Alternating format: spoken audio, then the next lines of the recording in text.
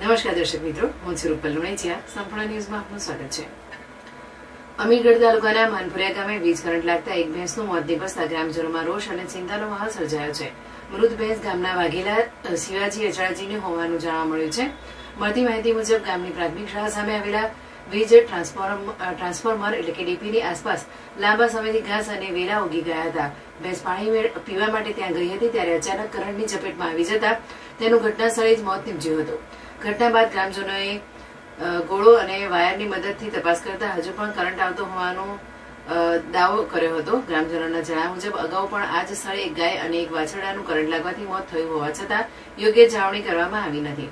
ગ્રામજનોએ ઇકબાલગઢ વીજ વિભાગ પર બેદરકારીનો આક્ષેપ કરતા જણાવ્યું હતું કે જો સમયસર ડીપીની આસપાસ સફાઈ અને સુરક્ષાની વ્યવસ્થા કરવામાં આવી હોત તો આ દુર્ઘટના ટાળી શકાઈ હોત. ગ્રામજનોએ તાત્કાલિક ડીપીની આસપાસ નિયમિત સફાઈ જાળવણી અને જરૂરી સુરક્ષાના પગલાં લેવાની માંગ કરી છે, જેથી ભવિષ્યમાં આવી ઘટનાઓનું પુનરાવર્તન ન થાય.